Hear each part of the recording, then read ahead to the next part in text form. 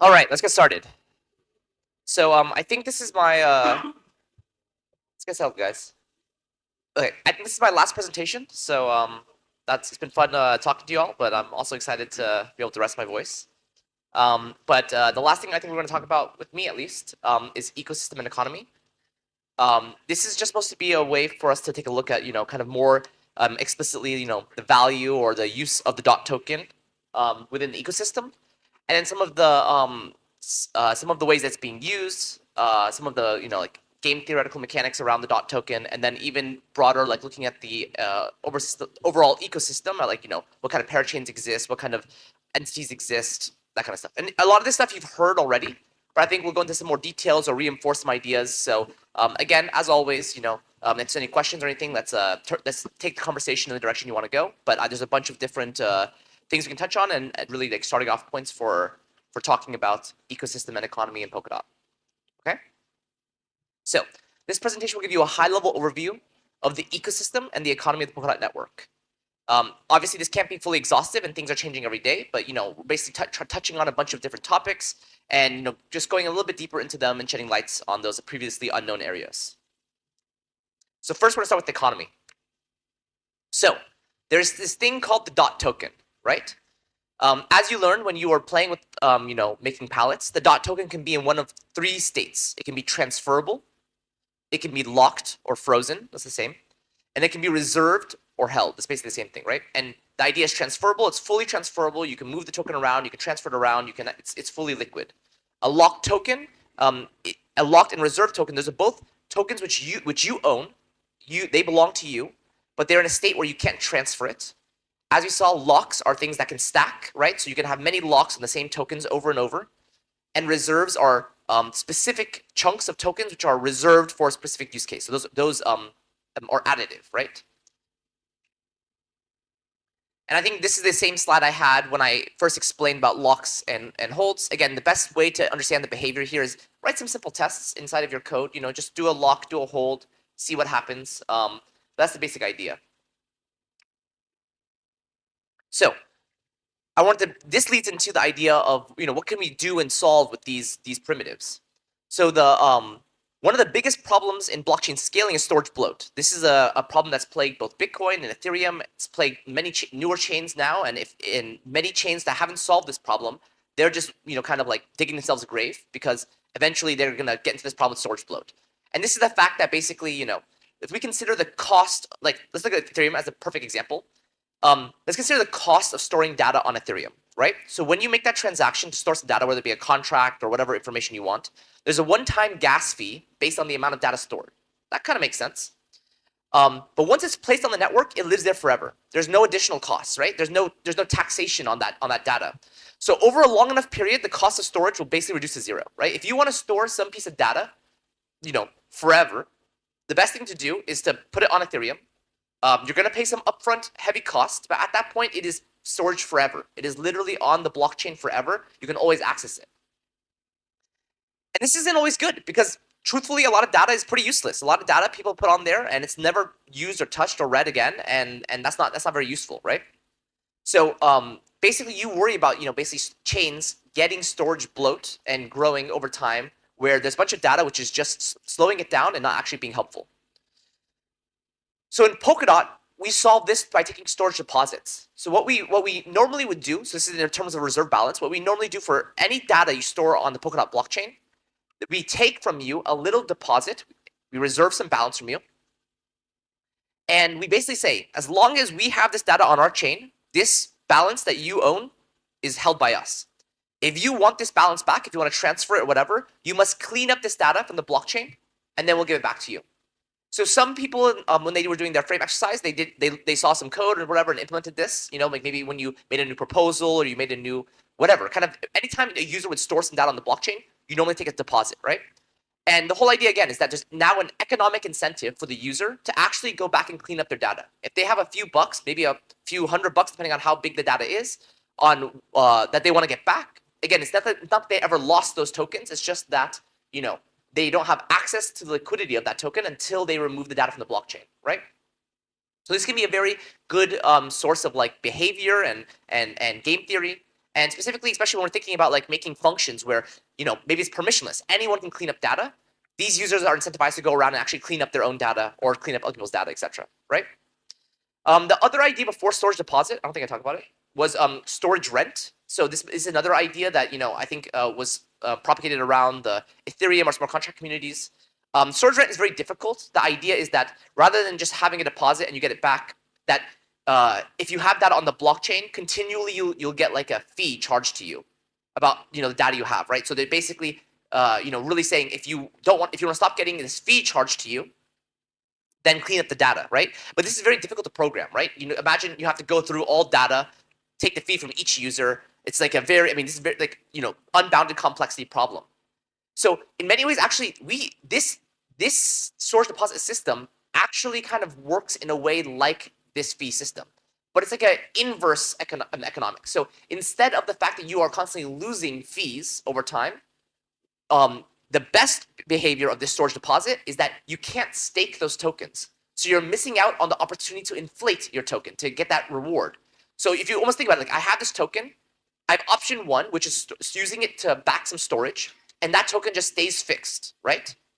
The other option is I can put it in staking system and earn 10% rewards on it, right? And now I'm growing. That is basically if you change the perspective, you storing that storage into the system and not getting the interest is basically like losing 10% fee every time period, right? So it is almost the same economy, and so this kind of storage deposit system makes sense in an inflationary token world. Yeah, could we get a mic? This is called ecosystem and economy. Okay, I think that was it. Any other questions so far? Okay, I think that makes sense, right? That's the idea. And again, if you had a token which doesn't inflate, this maybe not be as a effective solution. But within Polkadot, this works. And I do think right now you have to manually do all the storage deposits. I think it is on the roadmap of the Frame team to make storage deposits something that's kind of like integrated in the system itself, right? Like you just store some data and automatically we take a deposit from the user, stuff like that. But that's to be programmed. Okay. And again, more bloat on the system, right? So if we think about this idea of storage deposits, then we can really think about the existential deposit as a storage deposit. It's the same thing. The existential deposit, this requirement that all accounts must have at least this much balance, this is the storage deposit for us holding the basic account information on your chain. So if your account information has tons and tons of data by default, you might want to think about actually having an increased increased existential deposit, right? Now again, these kinds of systems, you can always tweak it. There's no way to say, okay, if you have 5 bytes, you must charge exactly $5. Like that's not the way that ecosystems work. That's not the way the economy works. You kind of roughly get an idea. But the idea, I guess, in Polkadot is that if you want to have an account in the system, you must own at least one dot, right? And that guarantees that we will hold data in the Polkadot ecosystem. That means you can hold tokens, you can get an identity, you can stake, you can whatever with that existential deposit. But the whole idea is that existential deposit is a storage deposit. It is not some kind of system that we created for no reason. It is literally in the same vein of just we will store data for you if you ensure that you have enough economy behind it. And if you want to transfer your one dot out of your account, the last one dot, we clean up your account. Exactly the same thing, right? Okay, I want to clarify. It's really important, especially in this very crazy world. Not all tokens are equal. Dot truly is a utility token, and I would like to convince you of that in this in this slide. But many tokens they say that they are a utility token, but actually have very little to no utility at all. Okay, but let's start with how Dot is a utility token. Do I have more slides on this? Yeah. So the main idea here, that this is the short level summary. First, you must be convinced that getting access to flexible, secure block space is valuable, right? That there is a computer out there, this Polkadot, ubiquitous computer, where you could upload some data or upload this parachain WASM logic, and you can basically have it be secured and execute. If that is first, we would establish that is valuable. Okay, if that is valuable, then you must realize that the only way to get access to that block space is with dot token. Can we get a mic over there? Oh, yeah. So let me finish that. So the only way that you can get access to that block space is by using the DOT token inside of the Polkadot economy and purchasing it. That's through auctions, through core time, through these, auction systems, whatever. That means the DOT token has some value. I don't know what the value is, but it is tied to the utility that the world sees about getting access to this ubiquitous computer. Then if the DOT token has value, we can then use that value to encourage behaviors and systems, which is what staking is, right? We can allow people to identify, stake, and secure the network using this value as a backing of that, right? And if you do bad things, you get punished. You lose that token, which gives you access to value. And then on top of all that, we can also use this value and ownership of the token to ultimately allow on-chain decision making. And I'm not just saying making a vote. I'm not just saying we vote and something says yes. That again, your DOT token can literally change the behavior of the network itself. It can literally upgrade, can change the fees, can change anything you want can be changed. So unlike other systems where they have a voting token and they say, oh, this is a utility token, it's governance, right? That token, if it's just, saying yes or no in some Excel sheet or whatever, that's not actually useful, right? We're talking about actually enacting changes through ownership of the token. And then finally, beyond all of this, this is the real use cases for DOT. Then, of course, there's the market, right? How does the market actually evaluate the value of the token, the value of the block space, etc.? Well, you have trading, you have, exchanges, you have all that kind of stuff. But that is not the utility. The utility of DOT is not to be a currency. It's not to be a value of exchange. It's not to be a medium of exchange, not to be anything like that. It is meant to be a way for us to access secure block space, for us to secure that block space, and to make decisions about the future. That is the utility. Now, you have a comment.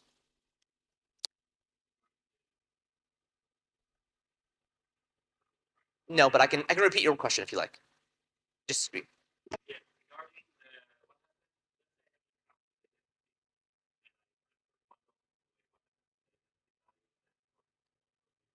So what happens when you have an identity? So this is going back to the last slide. So let's go back. Sorry, I should have then heard your question. But assuming you have an identity and then you've transferred your last one dot out, the answer is that won't happen because hopefully the identity system, the palette, will put a reference counter on your account, and the reference counter would stop you from transferring your one dot. It says you cannot transfer this dot until you clean up the data and identity.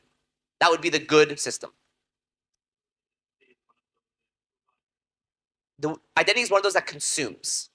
Yeah, consumes. Exactly. So it is consuming, an account and it's using that stuff and then it, like, again, if it's done correctly, then it would say, hey, don't allow him to transfer his last one dot until he deletes my data from my identity. And we would also hopefully in identity have a storage deposit there as well on top of all this, which would mean that the user couldn't even transfer his last one dot because he would have it locked up in the storage deposit of the identity system. And that is actually the case. So it wouldn't work that way. Okay? So all the tools are available for you to make sure that happens. Anyway, sorry, that was going back and going forward. So going back to the utility token. Did what I say make sense? Does it give a feeling like I don't Polkadot? So cryptocurrencies in general, very speculative, very soft, use cases, etc. I do not argue that Polkadot is, better than all of the other ones in some way, but I do think that if you were to ask many people in the ecosystem, what is the true value and utility of your token, they're going to struggle. They're going to flop a little bit, right? At least I feel confident in being able to say that this is a pretty clear story about the value and utility of the DOT token, right? We are providing a resource. That resource may have some value. Again, the market will decide. And the token backs that. The only way to access that. Okay? Okay, cool. So what is the ideal usage of DOT tokens? So given these different utilities, we can actually on-chain create incentives for how we actually want the DOT token to be used. So approximately in our system, we have things programmed in such that we encourage 50% of DOT tokens to be staked, about 30% to be locked up in parachains, and the other 20% to be tradable or usable in other systems, right? And I think I'll go over these different breakdowns here. Yeah. For voting. So yeah, so voting is using a lock. So if you have staked tokens, you're also allowed to vote, right? And so again, voting is whatever kind of lock on top of it. So really, voting is like if you own the token in any of these places, you should be able to vote with that token. So parachains is not currently freeze. But staking and tradable, you'll be able to vote with those tokens as well. Yes, exactly. And so this is the other system. Like, if you use, when you're designing your palettes, if you design your palette to take a reserve, then you are blocking the user from voting with that token. So you might encourage them to actually do a lock, but you need to make sure that it makes sense that they can actually vote and lock with the same token, right? Okay. So dot inflation is currently configured to have a 10% inflation per year. Newly minted tokens are distributed to stakers and the treasury. Okay, and we'll look at the next curve here. Actually, I had a conversation with a student, and this made a lot of sense here. One of the primary purpose of using the dot token is for securing the network. We want most of the tokens to be staking.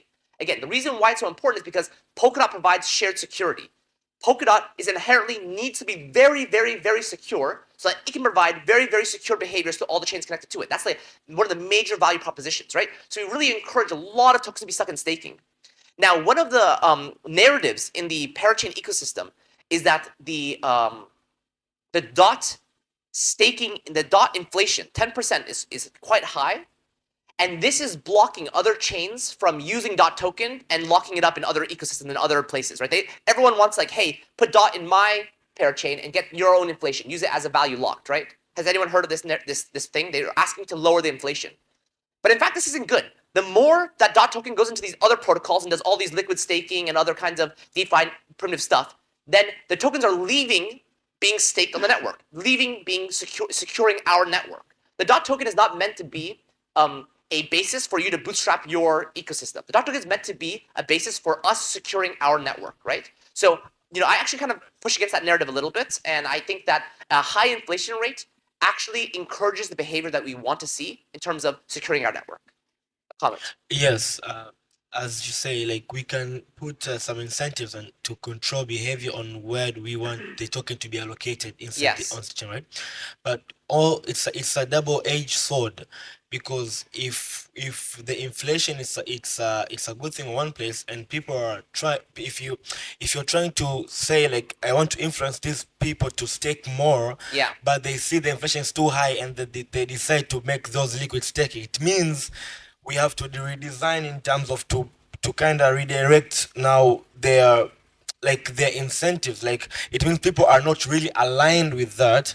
That's why their behavior is changing and they're trying to put more alternatives. Okay, so you're saying, sorry, what I'm hearing from that was that we have so much incentive on staking that now people are making liquid staking No, protocols. no, no. There's too much inflation and Okay. people are making liquid staking. It means like those incentives. Okay, the whole dot token is designed whereby you have to stake to kind of combat the inflation, right, and get the rewards, right?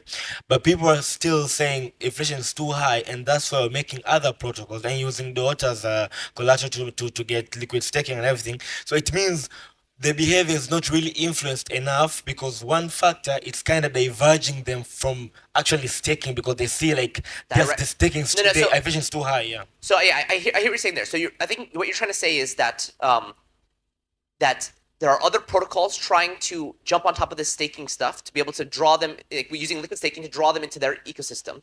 But you as a dot holder, when you put your tokens in a liquid staking protocol, you are putting extra risk on your dot tokens because now your tokens are part of some other, economy, right? So I guess you're asking how do we encourage people to stake their own dot tokens directly, right? Exactly. Well, then because the argument is the inflation is too high, that's why we're building these That's not the. alternatives. I think you're confused. To be honest, I think I'm a little confused in your statements because you're saying things which don't to be correlate. But let's continue with the presentation, and maybe we can touch back on this after we go through everything. But Okay. I have a feeling that this liquid staking stuff and the inflation is too high are not the same narrative. Okay. Okay, so that I don't have that feeling right now. Okay. Okay. So let's go more into and how we encourage this behavior. How do we get, given some inflation, how can we encourage a certain amount of tokens to be staked? And I think, what's interesting is we want to have a staking system where we want 50% of tokens to be staked, not more, not less, right? So we cannot force or tell users how to use their tokens. So we encourage an ideal behavior by associating the dot token usage with how inflation is distributed. There's a function that redirects some of the 10% inflation to the treasury instead of stakers, when the ideal rate is not the staking rate. Therefore, token holders are incentivized to maximize the staking system such that it will match this ideal rate. So this is the thing. If there is 40% staking and our ideal curve is 50%, there's a 10% difference, or like a 20% difference, I guess, from the ideal. This will make it so that the curve, that our inflation curve, will send more tokens to treasury and less tokens to stakers. If you go to 50, then all the tokens possible going to stakers will go to stakers. So they're making as much as they can possibly. And then if you go past 50%, then again, we are lowering the curve and sending it back to the treasury. So if you overstake the system, you are actually lowering the overall rewards everyone will get. So again, we cannot control how people exactly do things. We can only create incentives for behaviors, right? If you are a rational actor, you will, if you have a lot of dot token, remove some token from the system so that the inflation curve is better, more efficient, and now you have some liquid token, right? This is actually better for you, right? So this is kind of, we naturally let people sign. And I think if you actually look at the staking rate, it's almost exactly 50% the whole time. It just works. So this is a graph of that exact behavior. And this graph actually, it might have already changed or is planning to be changed, It's already changed. Okay, so I need to update the slide. I apologize. But basically the change that was made, okay, let's talk about the slide first, and then we'll talk about the change that was made. This slide basically shows this. This is the ideal staking rate, right? So if we get to, I guess around 50% staking, yeah, let's see. So the blue line is inflation vs staking rate, right? The green is the APY of stakers vs the staking rate. Total is inflation versus staking rate. So the bottom line is staking rate, and the top line has a different thing based on the graph here. So this is the inflation based on the staking rate. So you can see, I guess this line is a little bit past 50%. So maybe the 50% isn't exactly the right number, right? Approximately. But you can see here the ideal inflation curve. It hits the maximum inflation when the staking rate is approximately 0.5%. The APY of the stakers will obviously go down as more people stake. If only one person is staking, that guy is making a ton of money, right? But obviously it will go down up to a plateau at 50%. And then if you add more money past 50, it goes down even more, right? So there is this ideal curve where everyone's getting in, right? As an individual staker, you're getting in, you're getting the best you can get without dropping it even further, right? And then, yeah, the black is the total inflation. This black line here, you can see that inflation is always constant. So where we determine the money. So what has changed? What has changed is this.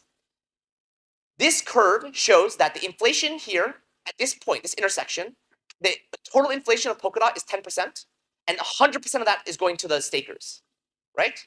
What's happening here, when there's a discrepancy here, this discrepancy, this amount is going to the treasury. So at this point, no tokens are going to the treasury. That's not good, right? So what we did, because this was so efficient, this was like too efficient, we weren't getting enough tokens in the treasury. What we did was we lowered it so that the maximum amount that stakers get is not the full inflation, and there's always a minimum amount of inflation that goes to treasury. Does that make sense? So you imagine we just lowered this curve a little bit, and we ensured, okay, there's always going to be a small fraction that will go to treasury no matter what. And even if you're perfectly ideal, we won't take all of it to the stakers. But there's still exactly this curve, exactly the same behaviors. Right? Okay. These are all programming. So I mean, the best answer would go to the runtime and configure. I think it might be 10%. I don't know. That's a good question. Maybe we can look at the runtime. But what I would say is that, the number doesn't matter, right? Like it's just a configuration. But there's somewhere I can find the answer for you. So remind me. Okay. So that's how we can encourage some of the behaviors for staking, at least, right? Parachains actually has a similar behavior. Parachains, there is a formula inside where we're checking how much DOT is being held up in parachain leases, and that is also affecting some of the inflation curves as well. Sorry, one more. About staking, okay, before we go on. Thank you. How is this made visible to the stakers or shareholders, token holders? Yeah, the APY of staking in Polkadot is not fixed, right? Like you actually go some places, APY of you can stake your DOT tokens to get this much APY. That changes. So as there's more tokens, your APY will go down, and as there's less, like that kind of stuff. So you can see in real time, based on the last era, what the APY was for a token staked. But like, is there any way for the token holders to kind of like, instead of like try and just know what the figure that they need to go to? The thing would is, be- it's very dynamic, right? Yeah. So, I mean, all of this is exposed through, like, if you go to Subscan, you'll see an APY number. If you go to, I'm sure many sites, they have this number. Like, even I think the Polkadot.js apps has this number calculated based Okay. on some information, but it's very dynamic. Like, literally, someone adding tokens that last Yeah. era or last other era will change that number. Okay. But I mean, this code is programmed into Polkadot, so you can Yeah. see actually where the exact formula is for this thing. Yeah. But the inputs are dynamic. If you go to Polkadot.js, you'll see the APY. Actually, you go to the staking dashboard. I heard it has an even more efficient calculation of this number than even Polkadot.js. So the staking dashboard is very good. Thank you, Ross. Okay, so parachains. So again, Polkadot provides many utilities, as I mentioned, but arguably the most important utility is providing flexible, secure, and scalable block space, right? Developers can purchase this block space as a fixed term or on-demand parachain only with a DOT token, and maybe there'll be many more ways to do it in the future. And if you believe that flexible and secure block space has value, then you agree that DOT token has value as well. That is just a very simple statement. I'm not claiming what the value is. I do not know what that number will be. But I would say if you believe the block space has value, then the DOT token inherently has value as well. So let's do some back of the napkin math, okay? And this is again a little bit, the old thought of like the, just parachains, being individual cores. But assuming there's like 1 billion DOT, that was the initial token supply. Assuming that 30% is locked up for parachains, that's around 300 million.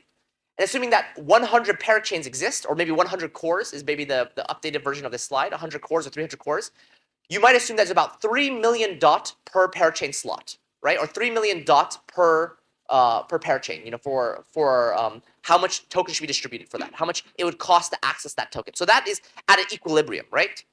So this is some basic economic math you can figure out to how expensive these cores or this block space should be at a high level. Right? And of course, it's hard, that's a back of the napkin math, some old ideas. A lot of the economics is changing, right? As we make the market more free and adjustable, you might see some of that math make sense for like an average curve, but the on day, on week, on month price demand of a block space might, vary a lot. And then we have tools like Elastic, which will exactly cover those scenarios, right? But I do think, this kind of thinking should be where the average kind of cost of a parachain slot should be at a high level. Okay. So, given the existence of value of the token, we are able to then actually use that value to secure the network, right? So if users want to provide security to the network, they can stake their tokens. Stakers are incentivized by doing this, by getting rewarded for good behavior, and then punished, right, slashed for bad behavior. And punishments are very aggressive. They're so aggressive that they should prevent malicious actors from doing malicious activity, right? And you can look at that, more features here in staking. But really the idea here is we have some value. We can then let users get rewarded for doing good things, punished for doing bad things, and this is exactly the kind of behavior that we expect and that we can use to encourage and provide things like security to the network. In the staking system, there are two rules. So when you had in this project, when you build a staking system, we had the validators and the delegators. But in Polkadot, we have a little bit something more advanced. We have validators, those who actually run and build new blocks, right? And then nominators, users who place their tokens behind one or more validators they think will perform the job well. Validators and their nominators are rewarded based on the work done for the network. And the rewards may vary day to day, but very consistent over time. So literally, you get these things called error points, and error points will reward you for things you've done on the network. So when you actually, back a parachain and actually do some calculation for them, you earn error points for that. If for whatever reason you were not randomly selected to, validate a parachain block, then you're not getting error points for that one error, right? So you're going to be having slightly less rewards. But then another error, you might get selected twice, right? So on average, this is a very stable system, but that's why, when you look at your rewards day to day, it's not consistent perfectly, right? That's the whole idea. And then what's another important thing here is that, again, as a nominator, you are actually selecting one or more validators that you think will do a good job. Let me see if I have a slide on it, but if not, we'll talk a little bit about how this encourages actually new validators to enter the system. Yeah, I don't. So I mentioned in a previous slide that nominated proof of stake is a less scalable solution, but is a better one for the philosophies and decisions of the network. The nominated proof of stake system basically does, and you might have heard about fragment and stuff like this, these other ideas. You have a bunch of people who are signing up, I want to do the job of building blocks. Instead of like delegation, where you just pick one, right? And you hope that that person gets in the set, and then you get rewarded for that process. That's a very simple system. It scales very well. It's exactly like, fixed complexity, etc. Instead, in Polkadot, you have the ability to choose multiple people. I'm going to choose this guy, this guy, this guy, this guy. I think they will all do a good job, right? And you have to think they all will do an all equally good job. And then our algorithm will calculate the perfect distribution of your tokens across these validators such that the stake of each validator will be as equal as possible. So it could be that 1 week your tokens are validating Shawn. The next week your tokens will be against Ankan. And that's all based on the distribution of tokens and other people making votes. So you can imagine there's a very complex problem here where we need to have all these different lines pointing to all these different validators, and we need to figure out where should we put tokens such that we optimize that all of the different validators have the same amount of stake behind them. Now, we solved this problem with fragment. This was, I guess, a paper written in the 1800s. A researcher was finding a similar problem, and he was able to solve this problem using a n log n complexity solution, which is what we use, and it's pretty efficient. But going from that, I want to talk about the behaviors that this encourages. One, this provides two main things for Polkadot. The first one being that our algorithm tries to make sure that every single user has even stake. What this means is that no individual validator has a disproportionate power onto the network. So other delegated proof of stake systems, like I think in Cosmos, the more tokens you have, the more times you're selected to produce a block. So if you have like 60, 80% tokens, you're going to be making 80% of the blocks of that network. And I think Ethereum is actually the same way. If you have a bunch of tokens, you will actually split up and create a bunch of validators, like your 32 ETH. If you have, a million ETH, you'll make, 30,000 validators, something like that, right? And then you'll be selected on average 30,000 times more than someone who has one validator to build blocks. This is an unequal representation of this guy being able to attack your network because he has so many more chances to build blocks and do attacks onto your network. In our system, where we even out all the validators to have the same amount of stake, every single validator has like a equal opportunity cost or attack cost onto the network. And this is one of the ways we're able to achieve a much higher Nakamoto coefficient over others given the same number of validators. And I'll talk about that more in the future. One last thing. The other thing it encourages that nominators not to just put their stake behind the big whales who will be guaranteed to the set, but to also vote and find small validators who are high quality but haven't been put in the set yet. Why? In a delegated proof of stake system, that's like the Cosmos system, you pretty much are encouraged to basically put your money behind the number one guy. Because number one guy will be in the set every single time, you're guaranteed to get your rewards. If you put your money behind a small guy and he loses his spot in the set, then there'll be a whole month or a whole day or whatever, you won't get any rewards. This is very bad for you as a holder, right? You can only delegate to one person. In the nominate system, you can have 16 votes. This is in Polkadot, you have 16 votes. You can say 10 of them will be people who are, kind of guaranteed to get in the set. And the other 6 will be people who are more speculative, new voters. But if I get in with one of the new voters, I will be proportionally a much larger part of that stake, right? And I will get a much higher proportion of rewards. So given that all validators have an even stake here, they all get evenly rewarded.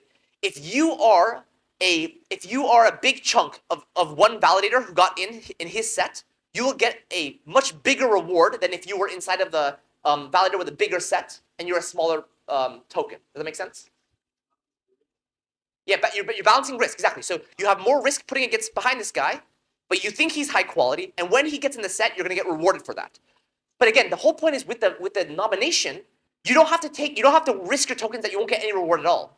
You put some tokens behind big guys, you put some tokens behind small guys, and if enough people put tokens behind small guys, the algorithm will figure it out and actually put a small guy into the set. And now you've gotten big rewards. So this system actually encourages the discovery of new people. In a delegated proof of stake system, which is what most proof of stake systems are, you just get incumbents and whales who stick around and chill, and the quality of their performance goes down. The impact on their network goes up. Like they have an uneven control of the network. Non proof of stake system allows for a more dynamic cycling of validators who are high quality, giving an opportunity for stakers to actually go and find things. So staking isn't, by the way, going back to liquid staking and staking on an exchange, staking isn't, I have some DOT, I press a button, and I get rewarded. Staking is not some kind of free inflation. We provide inflation to stakers because your job as a staker is to find good validators. Right? We want you to be able to go out and find it. And if you can find good ones and you can do your job well, you will make more money than others. So going to an exchange and just pressing a button to get some reward, and them cutting also a bunch of the reward off of you, is doing terrible things for the network. It is literally just not great. And you will get punished. When these guys start getting lazy and then start, underperforming, or they have an outage, your tokens will get slashed up proportionally, and the people who will survive were those who actually looked and researched and found good stakers. This is that system. Again, we cannot control behavior. We cannot control that this will happen. We can only incentivize it, right? So it's going to be a little bit of time until someone gets super slashed out there that they start realizing, wow, I need to actually think about and manage and update my nominations, okay? Let's take a pause on this. Any questions about this? Okay, yeah, can we bring a cube over here? I had a question about that. So, like within Polkadot specifically, like for parachains, for the few parachains that I'm familiar with, they mostly have like delegated proof of stake systems. Is there a technical reason why they don't do nominated proof of stake, or are there parachains that So do? many things. NPOS won't scale well on parachains. Again, it's a very complex problem. It's already having trouble scaling on the region chain.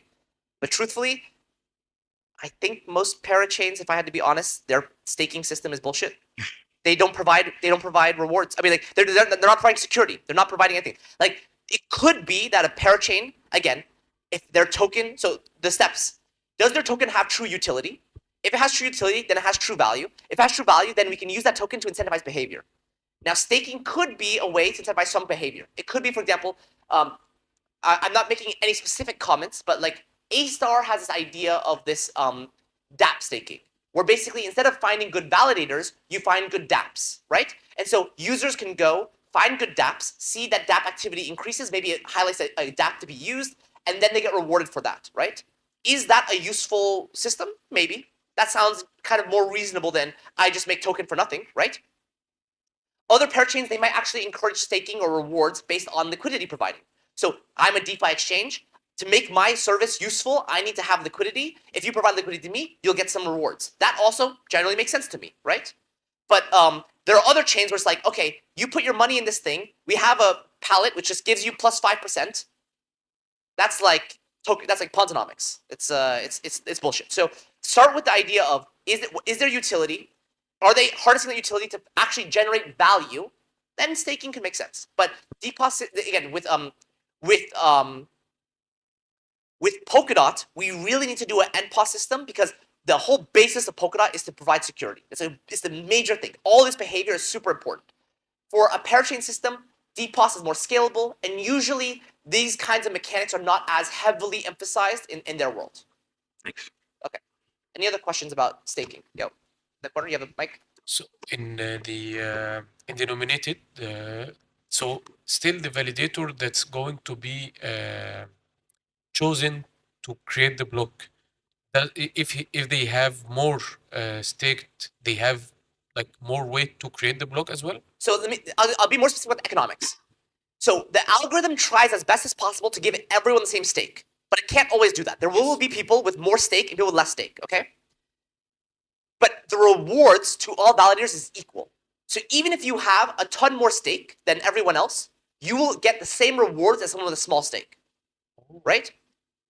This also increases other behavior. If you're a really big validator, you're encouraged to maybe split up your thing into multiple other validators. Like you don't want to be a validator with a ton of dots in it, because also you won't be getting as much reward because all of your money will be leaking to all these nominators, right?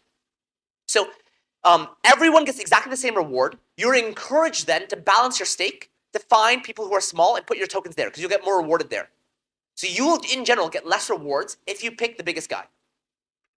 When you say everyone gets the same reward, only the block creator is getting the reward at this specific.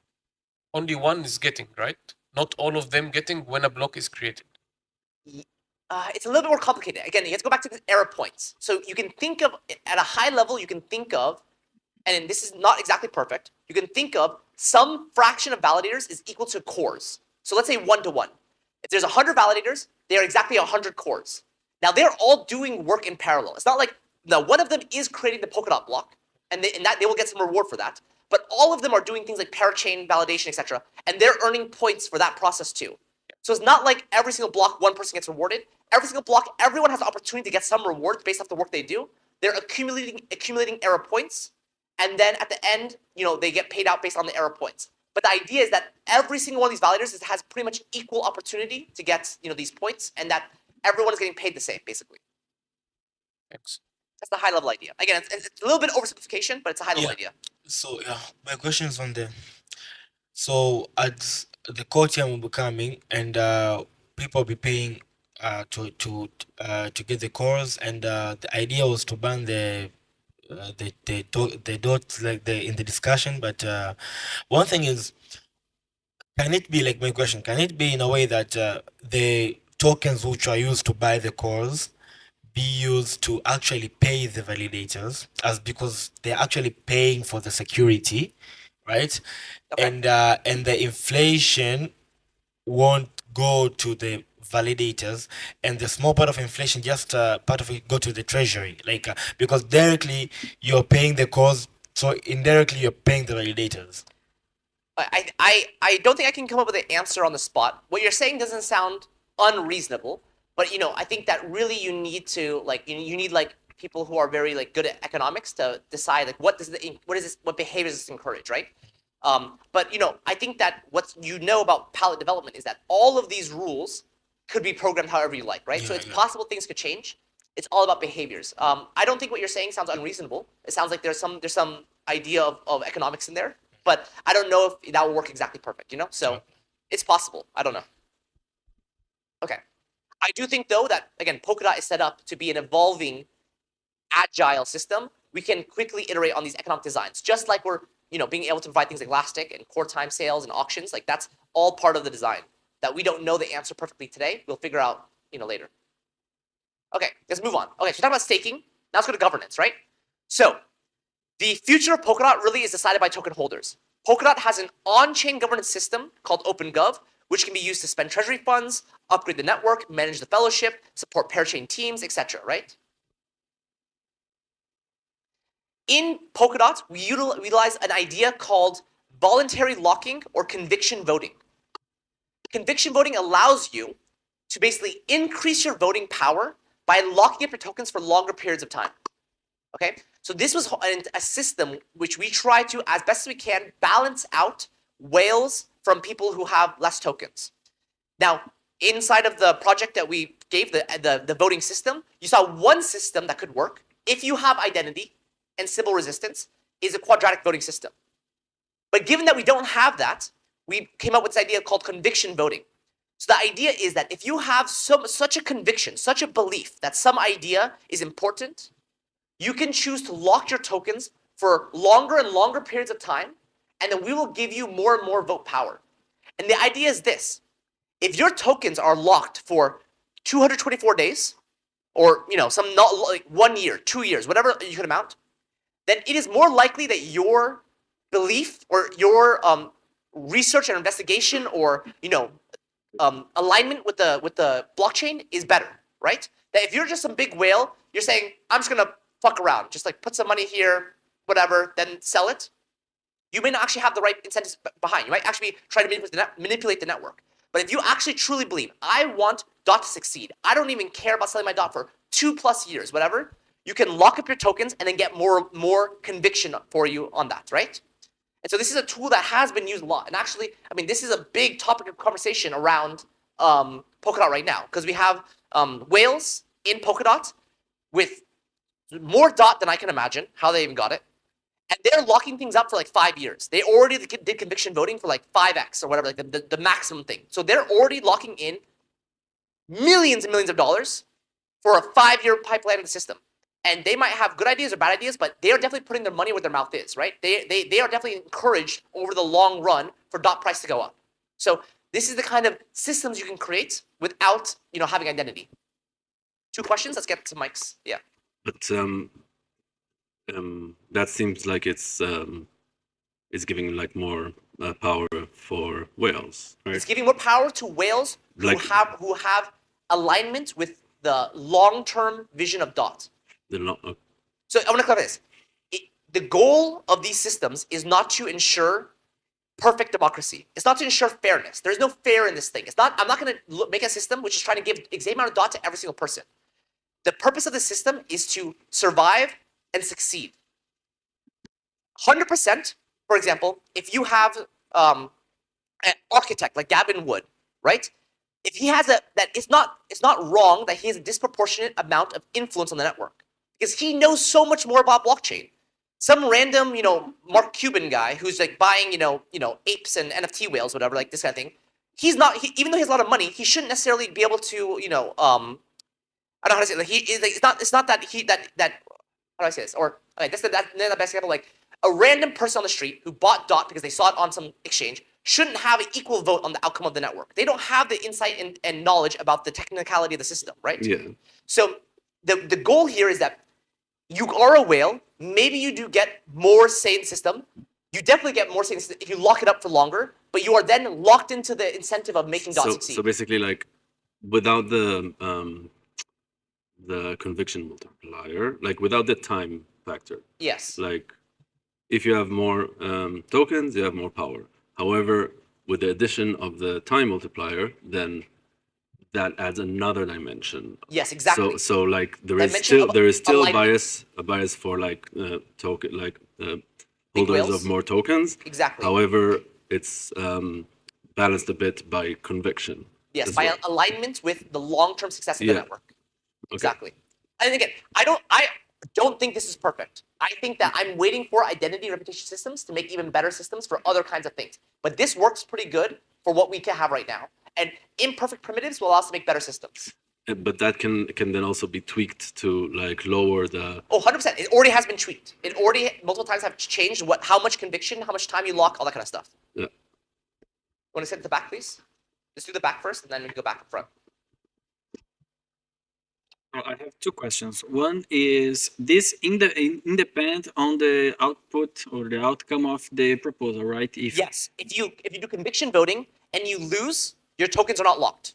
Are not locked? Not locked. You in this system, when you conviction vote, you're only required to get this lock on your account when you succeed. Oh, I didn't Right? know That makes sense, right? Imagine there's a very controversial proposal where it could be 50-50 that either is right.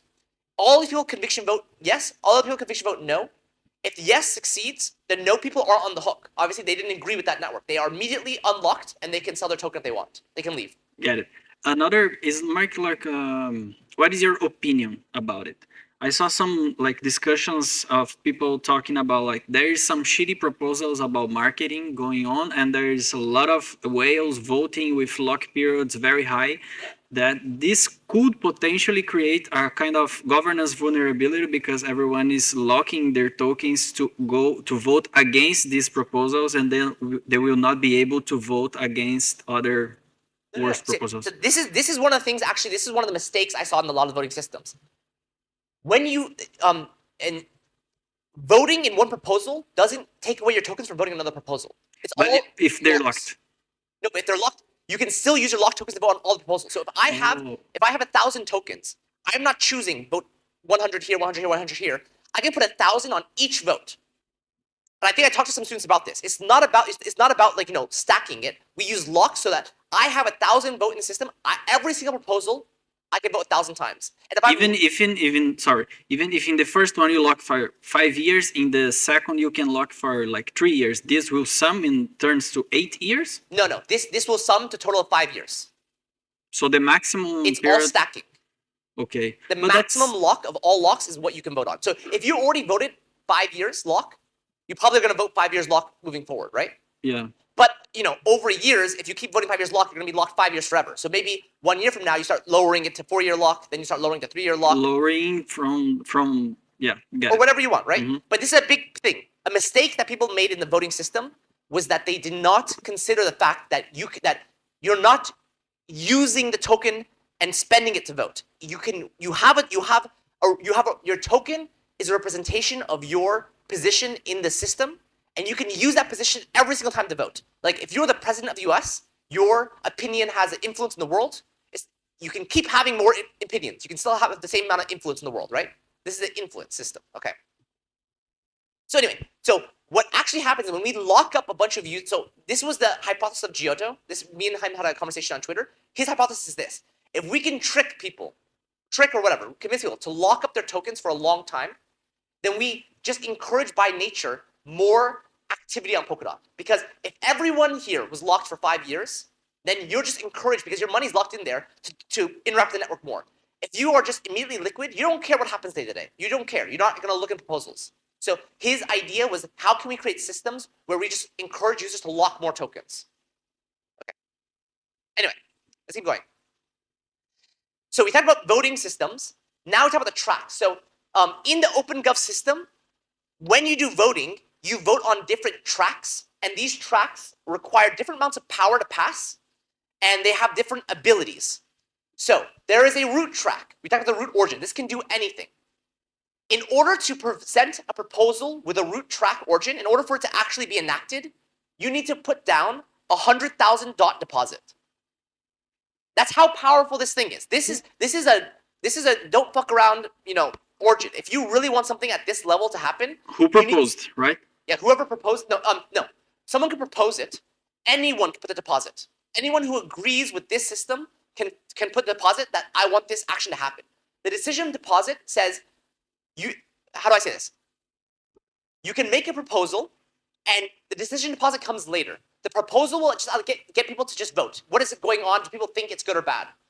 Without the decision deposit, the vote will never actually enact. It is just a vote on nothing. When you put your money where your mouth is, that's when we actually say this is a real proposal. This will actually determine something. And this decision deposit is where you can actually slash users from their balance. So if I make a proposal, hey, I want to, I want to brick the Polkadot blockchain, right? Someone can do that for fun. They're going to get charged some fees for that, whatever. And maybe they can get a small slash for an initial proposal deposit. But if someone then puts in 100,000 DOT, says, yeah, for real, let's try to do it, then the ecosystem can go and slash them 100,000 DOT if they want to say it's bad, right? But until this deposit comes in, it's just kind of like we're just talking, We're just accumulating ideas. So it's like a protection for execution of that. Exactly. It's a stake required to prove that the execution of this is real, That if you really want to run something on root, that it better be good, or if you're trying to be malicious, you risk losing your deposit, right? So you can see that the deposit goes down as the cost to the ecosystem goes down, right? Let me just go through the rest of this and then we talk about it, okay? So you can see here, there's different other criteria, and I'll have next on a slide a graph of these curves, okay? But you can see here the preparation time, right? So this is the time I think required before you can even put a decision deposit. So it's at least 2 hours you have to wait before you can actually make a decision on the product.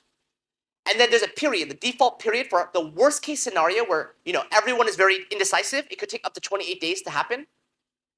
A confirmation period, so after the vote has succeeded, a time delay for us to actually go and execute the item, and a minimum inactivity period. So if the vote passes, how quickly could we minimally take to actually enact some change, right? These are some of the curves. I'll show you the curves. These are ideas, but imagine you can just adjust all the parameters, like they're voting, how long do we want to vote, how long do we take to actually execute it, what is the minimum, maximum, and there are other systems in place which can adjust these systems. Like, as I mentioned here, the fellowship has control over helping enact things faster, right? So that's just some ideas. Okay, now let's quickly take a question if you had one. Yeah, you in the front first, please. Thank you. Yeah, does the decision deposit has to be done by one person, or can people chime in to get to I that? think it's one person right now, but you could imagine building a system where like multiple people Yeah. put the pools together. But right now it's one right now because it's simple. It's simpler to program, you know. Okay. Yeah, I think if like in the yeah, it's more simple to program. But you can imagine if making a multi-sig, and the multi-sig everyone pools their money, stuff like that, right? Okay. Another comment here, and then one more over there. Yeah. At what points does the slashing happen, and like what's the Okay. So So, there's a specific vote which is called like there, if you looked at the treasury palette, there's like reject, and then there's like reject with slash. There's like two levels. So you can say, someone can say like I have an idea, and you can be like, no, that's a bad idea. yeah, that's what I Listen, meant. but Like, that's fine. They're not going to lose their money. But there's another system which you can explicitly vote on. This guy is being malicious, and then dot holders decide if they agree, and then they'll get slashed. yeah, so I guess my question was like, if slashing always happens, then like people Not will just always. won't propose. I No, guess, no, yeah. no. That's the thing. We don't want to discourage Yeah. people thinking things. For example, there's some of these marketing things. None of them have been slashed so far. But if one of the marketing things says like, hey, we're gonna take out $10 million from treasury and then just give it to one person, then that's gonna be a And slashable event. what's the disincentive for people to like slash, like because you can like not slash, just reject. Or Yeah. you can slash, and that would not impact you negatively. Yeah, well, so slashing is not an easy thing to get through. It also has a pretty high curve, so it needs to be a lot of people who agree on it. And if you start slashing people aggressively, you make your ecosystem like not friendly. Like no one's gonna propose anything, right? Okay, so, So- it's like a It's a- in, it's in a the game human- theory kind of Exactly. way. It's we not cannot like a straight control economic. behavior. We can only incentivize it. Yeah, but it's like a second degree of separation kind of incentive, because it's not like Exactly. you get financially immediately punished for Exactly. slashing. What's so powerful? I'll get to your question, but one of the most powerful things about all of this crypto stuff is you can capture all of these feelings about a network in a single price. Isn't that kind of crazy? Like imagine there's all these dimensions of blockchains. There's like the developer community, the on-chain community, the marketing community, the vision, the thing like that. All of it somehow through the power of an open market, a free market, can be turned into a single US dollar value. Again, I'm not saying that's efficient or good or whatever, but all the things you're describing, all this meta protocol, if the vibes aren't good on the network, price goes down. I mean, I'd agree with that, but like it's not so clear in the case of the slashing, like because But slashing is bad vibes, right? it's bad vibes. But how do you measure that? Like, You don't. You measure it. You as a token holder be like, wow, there's some bad vibes from here. I'm gonna lower my position, and that lowers the token price. yeah. It's all soft. We taught in this class how you can program hardcore cryptographic things, but at the end of the day, it's all vibes, man. It's like it's all it's- I think I would disagree. I think some things are hard. It's like you do this, you're slashed. It's hard, right? Like it's a immediate. that code. The it's a code very existing clear is hard. formula. The usage of the code is different, right? There always can be again. There's a button that says blow up Polkadot. Yeah. If anyone presses that button, then they all lose their money. So even though the button exists, that could be a cool experiment, right? You give a bunch of money to everyone, you make a button that says blow up everyone, right? And no one can trade their tokens, whatever. Like, no one will press the button, hopefully, even though it could exist. Anyway, Hopefully. let's move on. Okay. Question. It was these two questions. This conversation. Yeah. Okay. Anyway, yeah. Question here now. Can we get that mic? Or okay, you can talk. Yeah. You can propose literally anything.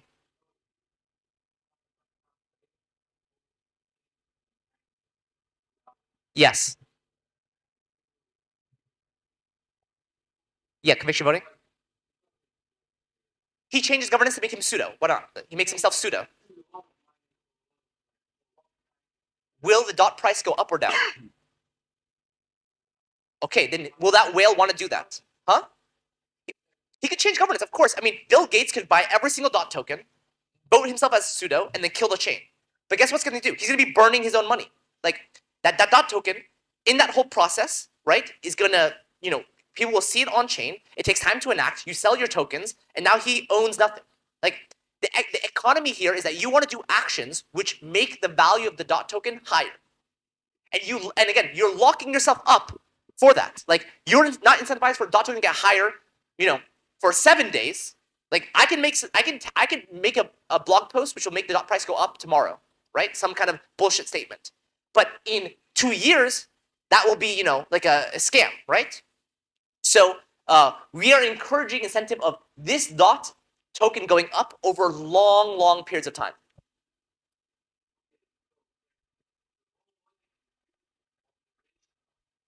Rational actors. Exactly. So that there are some irrational players. Right. And this I think I talked about this also in some of the other after class sessions. You cannot build systems for irrational actors because they're irrational, right? It's just so what you can do is realize this. Let's say an irrational actor goes to Polkadot, buys the network, pseudos it, kills it. How long would it take, you think, for us in this room to launch a new Polkadot with the same genesis, with the, before he took over the network, and then just move forward? Oh, okay. Be very fast. That So makes sense. the ratio of his cost to attack versus how long it would take for us to like socially fix the problem, it's very free. This is why governments don't attack this. Like governments could attack blockchains today, but if they took down Bitcoin, it would take 1 day before Bitcoin 2.0 came out with the exact same tokens as everyone had and move on forward. And the government lost all their money doing the attack. Same with Polkadot. So hey, by the way, this is a great conversation. This is what I talk about: ecosystem and economy. These are the ideas beyond writing code for the chain. So yeah, these attacks that again, we cannot forget the human aspects. One more question here.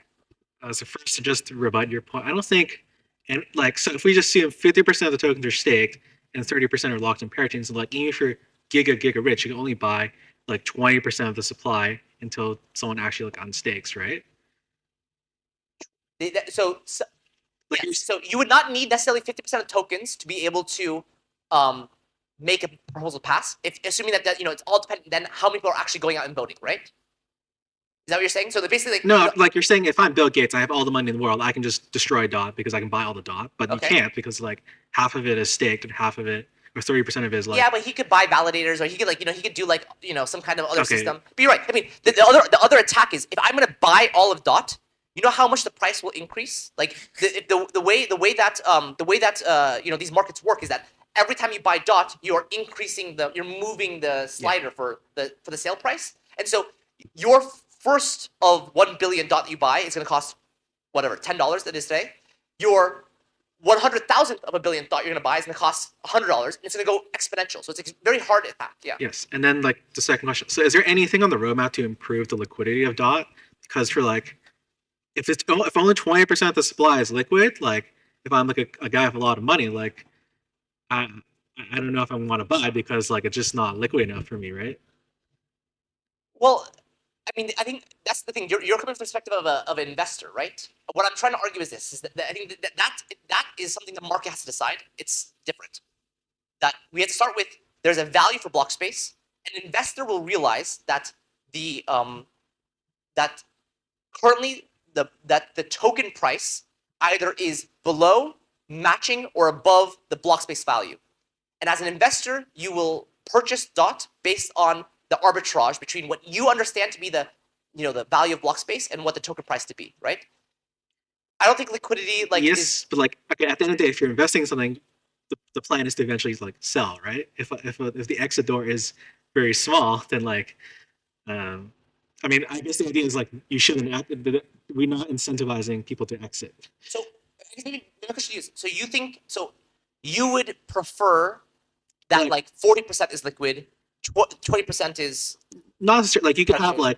like a derivative, like so like there's DOT perps, right? But they're like super illiquid. Like maybe like you can get a derivative of DOT that's like liquid, so like people can. usually these derivatives compromise the security of the network because you end up basically reusing tokens which are for staking, and there are other ways that stake tokens now can like get slashed or whatever, like be manipulated, and then it just becomes like a house of cards. So you need to tread the waters carefully. I truthfully think that we are trying to actually keep DOT from having these restaking or reliquid or whatever derivative products because its purpose is to be staked directly. It's like it's very clear what we can control in our system. I don't know. I don't know. Again, I don't think you will ever see a decision in DOT being made for improving the investor perspective.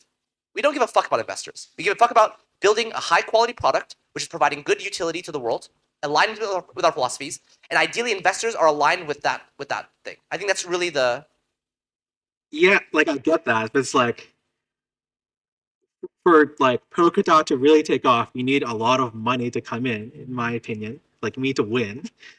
so at what cost? At what cost do you compromise whatever? Like do you not Like, think there's a scenario where like we build all this great technology, but like there's not enough people using it, and then we just like get outcompeted by other chains, and like that's it, right? It's just like a very small community then.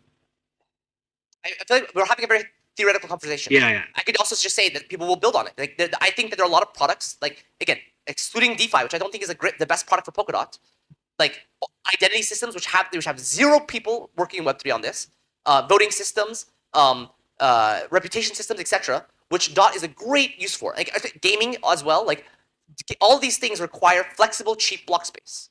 I mean, these are untapped markets. I'm like you're worried that we haven't captured the existing market. Again, going back to Peter Thiel, going back to 0 to 1, you want to be targeting untapped markets. It's much more exciting to be a monopoly owner of an untapped market than to be a small stakeholder in an already, overtaken market. So I recommend you try reading 0 to 1, get some vibes from that, and feel. But again, it's all opinions. If you believe that, make your chain with your economics. Yeah. I don't know. Again, it all goes back to the philosophies of Polkadot, right? I think that's where it comes from. Just something I missed. Like people who lock their dot, can they stake them as well, Um, or they're yes, locked? yes. So staking and voting are the same. You can lock the same tokens. So, one question. Uh, I don't have this clear. What happened in case of opposite proposals that maybe are both accepted?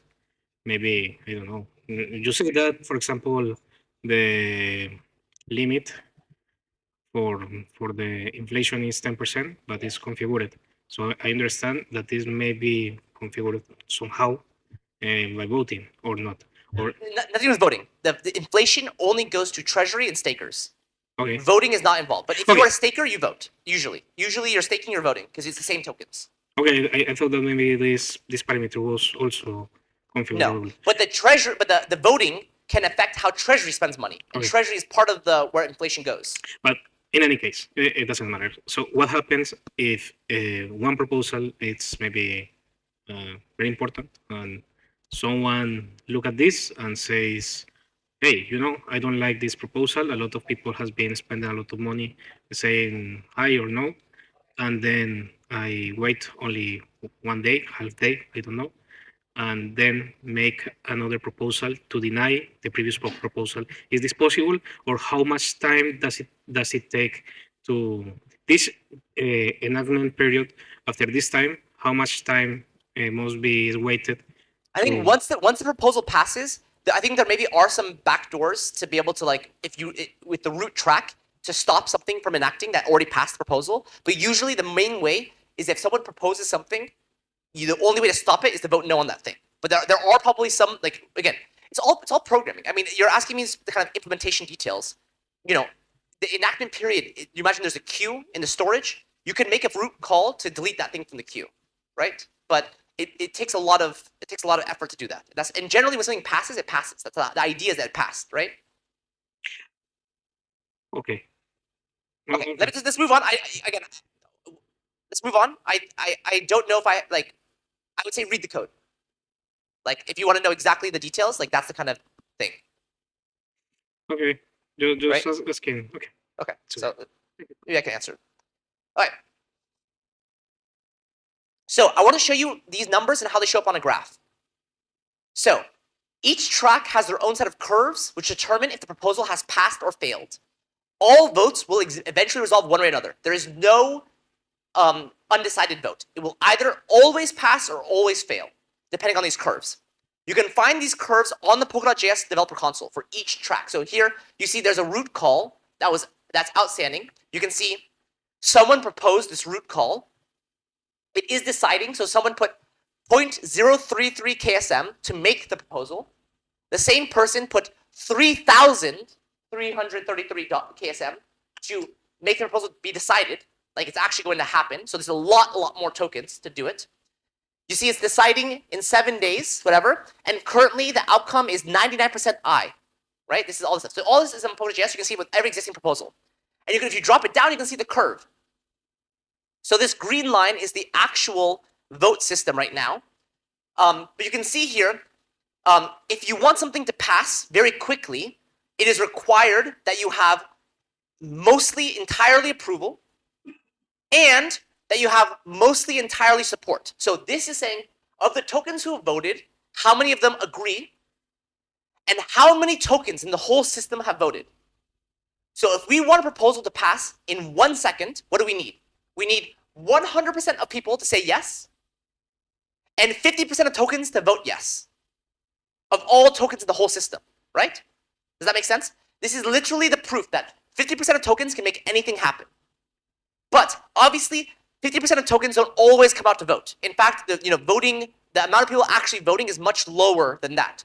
So over time, we decrease the requirement. We continue to lower it all the way down to basically, to 0 in this case. Other ones, we require at least a minimum, and like 5% of tokens have to vote, right? But we can keep lowering it such that even though not everyone voted, we take, how many people have voted, and we check if that matches that criteria, and we also check if it matches this approval criteria. So it could be that this root proposal, this could brick the whole blockchain. It could be, according to these graphs. Let me see. Is this 5%? Yeah, it could be according to these graphs. As I understand, one person votes yes, brick the chain, and eventually it'll pass. Because that one person is 1% of the whole network, whatever, or some small percent, and this curve will go down, and then they'll see 100% yes, and then it'll pass, right? But obviously, if that's the case and you don't agree with it, you vote no, right? And that increases. So as you're increasing the supports, you're basically being able to make a decision better and faster. Does that kind of make sense? These two curves, we are, over time, we need less and less people to vote, but it gives more time for people to vote if they want. And then over time, we need less and less support for things to happen quickly, right? But we can imagine how this supports hard decisions in a long time and easy decisions in a short time. Those are the curves. Okay, so I think I get this example already. So the origin with the highest level of privilege is the root. Extremely high levels of approval or support are required early for passing.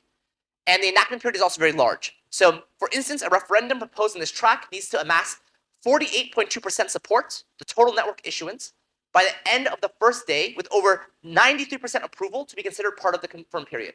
So for something to pass in 1 day, you need 48% of all tokens in the entire system to vote and 93% of them say yes. So DOT tokens are locked when you vote on a proposal. You can reuse your locked tokens across multiple proposals. Voting on one proposal does not affect your ability to vote on another proposal, right? You can also reuse your staked tokens, which are just locked, to also vote. That's all the things we just talked about here, right? You can update your vote while proposal is ongoing. This is another thing that I hope that all the people who built voting did, right? That when I vote yes, doesn't mean I'm locked into yes. I should be able to update and say vote no, or lower my vote, or increase my vote. I should be able to update it as much as I want. As long as the proposal is going on, I should be able to update my vote as much as I want. If you use conviction voting, your tokens might be locked for a long period of time if it passed at the end of the proposal, right? So if you do conviction voting and a thing passes, you will be locked in for that conviction time, right? And there's no way around that. Yes. Can we get a mic? Also, the proposal can also be updated, right? The proposal generally cannot be updated that much. No. So if I propose I want to increase the staking rewards to 15%, that proposal is locked in. You vote no if you want to change it. You vote no, and then you make a new proposal. So is that a front end feature? Because on the OpenGov you can see first update, second update that these guys put on proposals. You should have the text. Yeah. Like words. Yeah. That is all off chain. Okay, because the execution, the hash that will be the blob that will be executed cannot be updated, but the story around this can be updated. Yeah, Is so that information, the text about intention is an off-chain thing. The blockchain doesn't care why you made a proposal. The proposal is more specifically, I want to call mint token Get to it, Shawn. That is the thing that's on chain. That can't be changed. That's like the hash of the proposal is the call. No, I The get it. text on why you want to mint to Shawn, that's a story. Like, that's not relevant for the blockchain. The blockchain shouldn't hold this information. All right, treasury. We have the on-chain treasury, which is used to support the network. It is funded through inefficiencies of the network, and also 80% of all transaction fees go to the treasury. So again, in systems like Bitcoin, as I understand, all transaction fees go to the miner, to the person who made the block. In Polkadot, we already have a pretty good inflation. Validators are already getting pretty good rewards. 80% of the transaction fees actually go to the treasury. But all this is configurable, right? Another thing, there's a sell pressure, or not a sell pressure, a use pressure. The treasury will automatically burn 1% of its funds every spending period. So I believe the spending period on the treasury right now is like 28 days. So every 28 days, it will go and spend its money. And after it's spent its money, whatever is left over, 1% is burnt. So there's an encouragement to actually spend money, not to just hoard the money forever, but to actually spend it. Otherwise, it'll just get burnt, right? It's getting wasted. Yeah, okay, bring the mic to you. The way for the treasury to spend money is like the Governance. Yeah. Okay. Cool. Yep. All right, outlets. So as we mentioned already, the treasury has different outlets for spending. There's proposals, there's bounties, there's tips. Usually these are kind of like different levels of how much you want to spend. Like a tip is a very small payment, very easy to give. If you do a PR on Polkadot, you can get a tip. Like you can, if you change one of the pallets to fungibles trait, you can get a tip, But proposals are usually like, like bigger spends. I want to have like a 1-year timeline and build this cool thing, etc. Polkadot Treasury probably has more or less than this number, but it's like a lot of DOT. It has a lot of money. So when you're talking about you have ideas you want to build, like there's a lot of money waiting for you to spend it. Okay, so that's all of the economy. Let's jump into ecosystem. Okay, let's keep going forward. I'm worried about time. So ecosystem.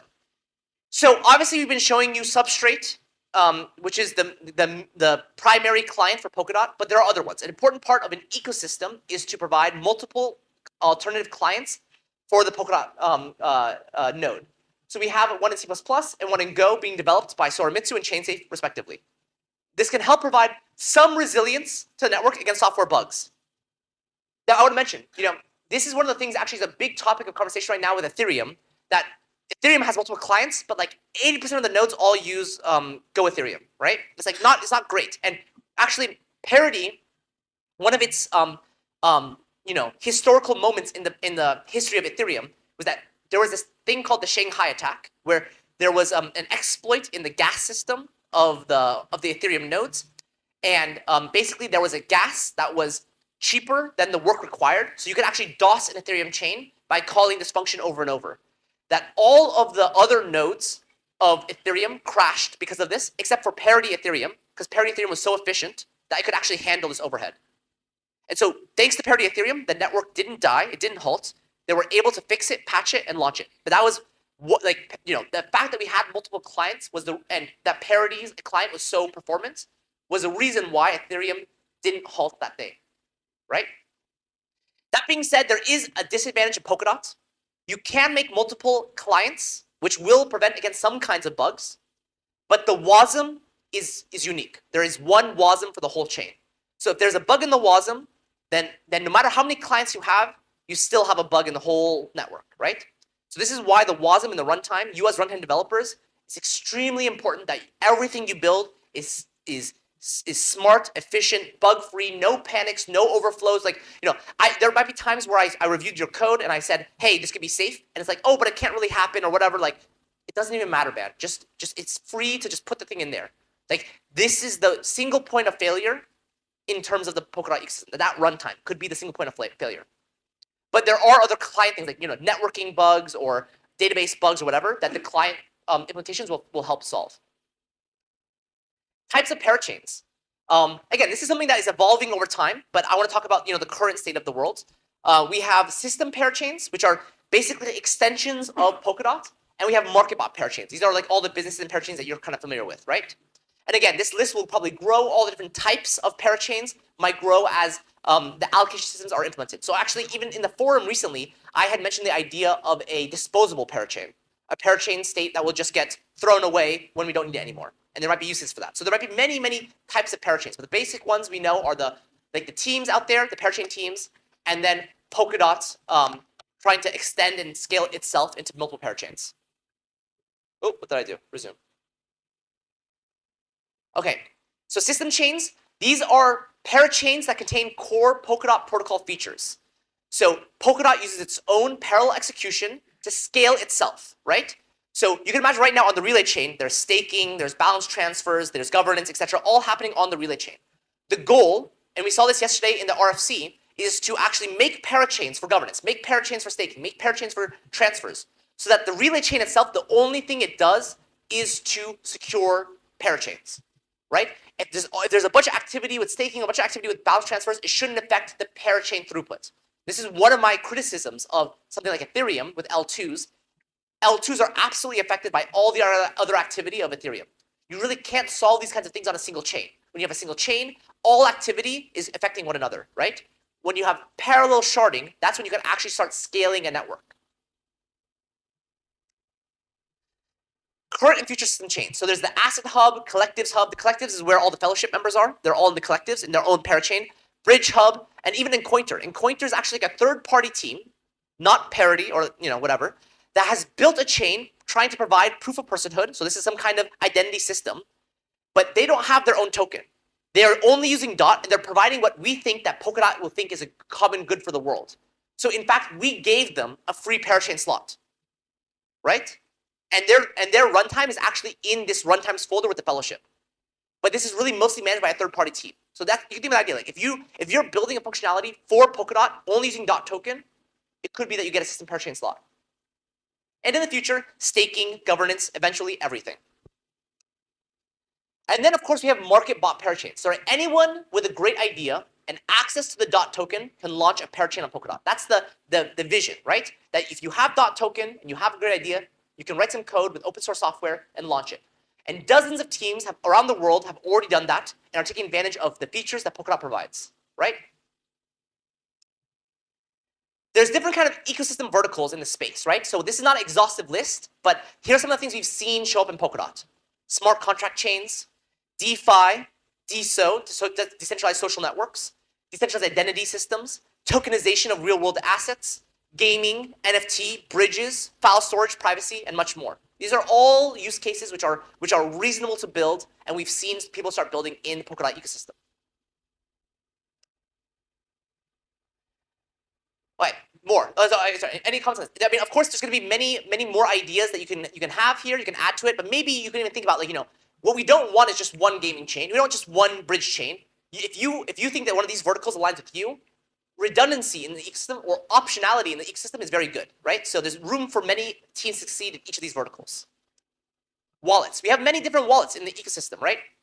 So thanks to the treasury and the Polkadot community, we've been able to fund many teams to rebuild wallet systems. And this is very different. So one of my experiences when I took the Cosmos Academy was that they basically, I went in, they gave me one wallet, the wallet opened up, it took me to Osmosis for trading, and it was just like, exactly, here's the winner, here's the winner, here's the winner.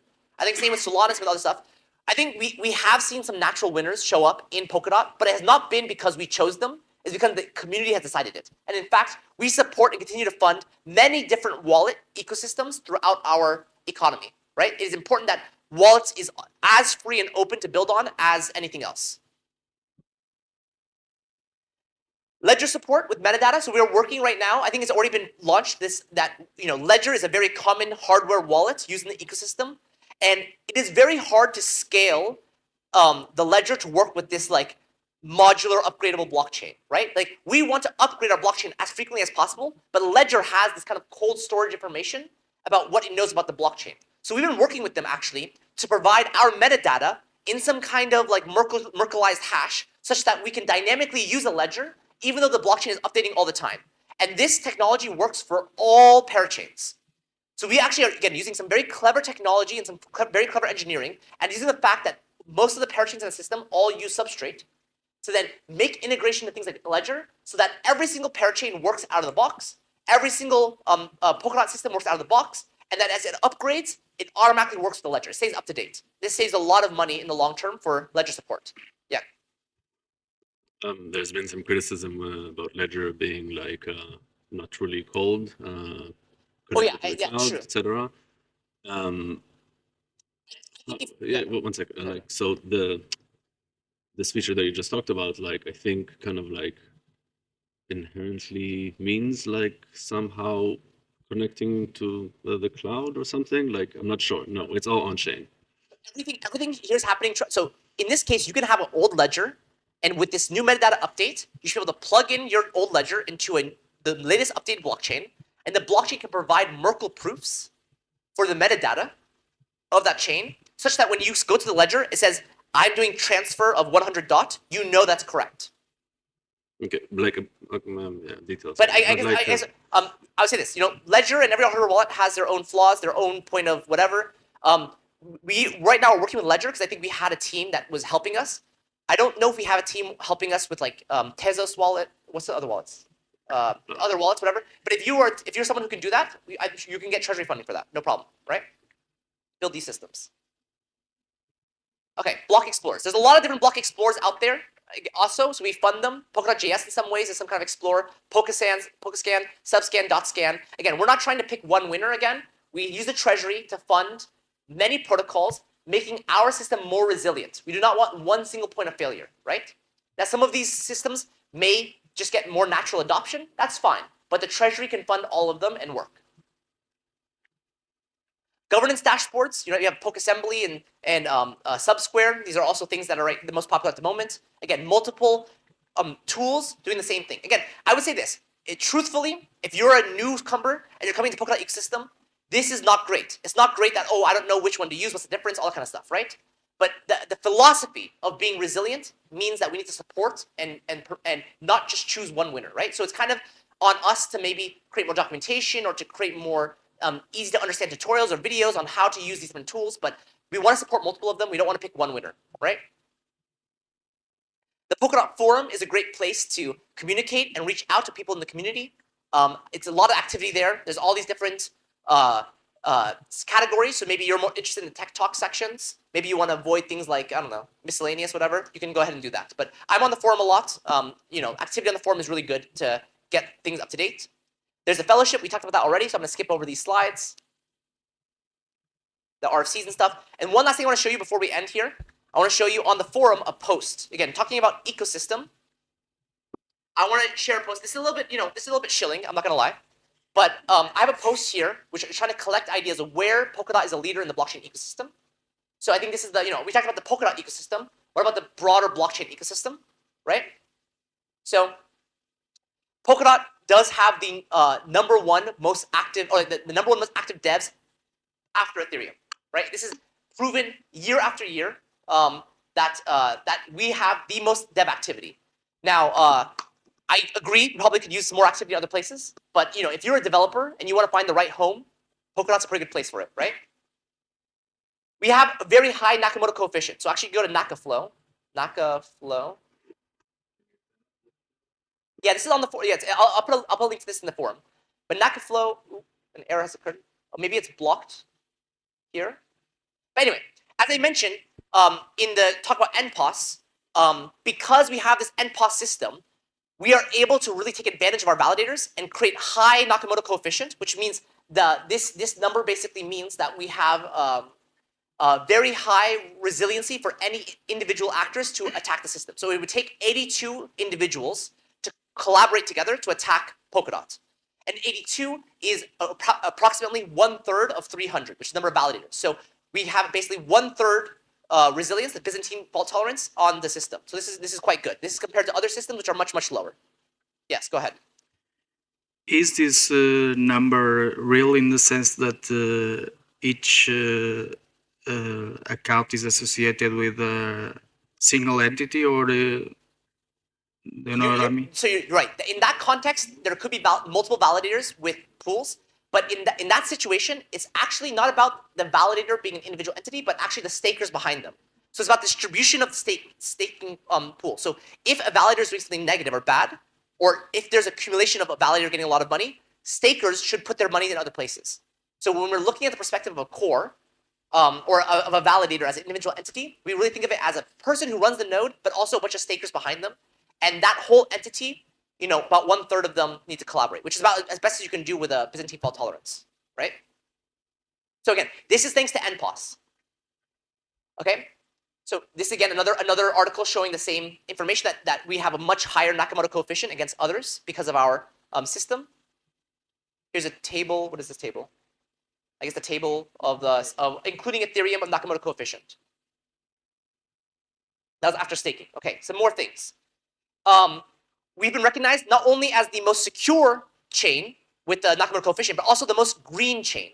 That the cost to actually run an individual node as being a validator is quite low. And again, this is because we made decisions like we choose standard hardware. We choose hardware that's approachable and is not like a supercomputer, right? And we also use things like Rust and WASM, etc., to make our code very efficient. So this is a third party determined that we have the lowest impact in terms of a validator, running validators and securing networks, but we still have the most security, right? This is technology. This is a separate source saying the same thing. Look at this thing. Jesus. All right. We're talking about scalability, long-term scalability.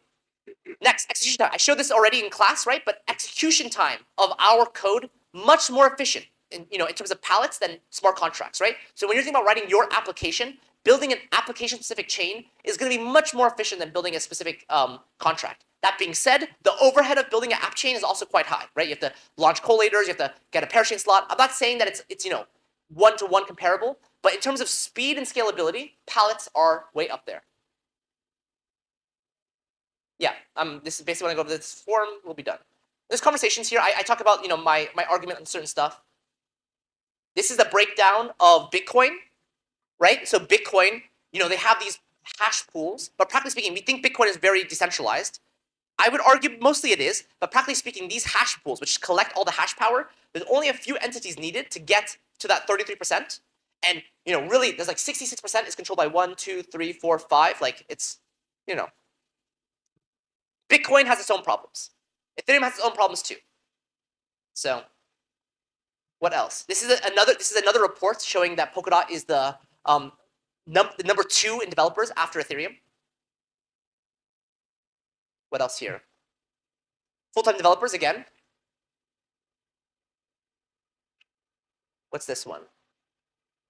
This is more developer activity. This is sub-ecosystems. So I guess this is number of sub-ecosystems within Polkadot. What else am I doing here? Compared to open source things, blah, blah, blah, etc. So that's one example. So I just want to give you even a broader picture of some of the things that we succeed in. So, okay, you're right. Maybe Polkadot doesn't have the most meme coins, right? Maybe it doesn't have the most whatever you're looking for. But there are places where Polkadot really succeeds. I think that I actually like these kinds of metrics much better than other things. And I think that time will eventually recognize, high quality technology and high quality decision making, right? I think the last thing I would say here is, Polkadot is not running a sprint; it's running a marathon. Things may look very different today than they will look in the long term of things. Okay, that's what I hope. Last question before we have to go to lunch. Two questions, right? Okay, yeah, sure. Yeah, sure.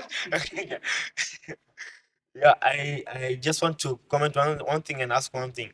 I think yeah, he asked like how can we capture the large market? And you said like we should aim to capture new frontiers, right? That's And my personal opinion. Exactly. And one thing is like as I said there, like maybe we don't have meme points and stuff, but we can be frontier and maybe block space provision and actually be the monopoly in that area, right? But also one thing is I think as the best tech, having best tech is a really good thing, but also I think in terms of leadership, okay, this I know it's a philosophical question in terms of leadership in decentralized ecosystem, in a way that we have seen people need to also to be aware of that best tech and Right. to try and to be hooked up, right? Because and I think a role of leadership and someone to like you guys have more advantage, like you, Gavin, and Robert, like in terms of being more visible so that new people can actually see leader are actually more active, Right. and people can even have just you know what, I can try to use Polkadot, you see, Right. and maybe they can be hooked up into the best technology. But before that, even if you are best tech, people won't know if there's best tech. I totally agree. So let me say this. My time is valuable to me. Gav's time is valuable to him. We're both here at the academy. We're here talking to, you know, the 100 of you that joined this thing. I think what we are realizing with our time is that, at least in the current day, it's not to get on a stage and shill some coin to a bunch of people who are degens. It's to talk to people who are like-minded and understand this stuff and allow you to get the tools to build the future that we imagine, and then for you to be the voices that can amplify our ideas, right? I spend time to teach you philosophies of Polkadot so that you can echo those into your world. So, you know, I think there's nothing, actions speak louder than words. I'm here on this stage. I've been talking for a long time. I think that the value of my time is talking to you all, right? So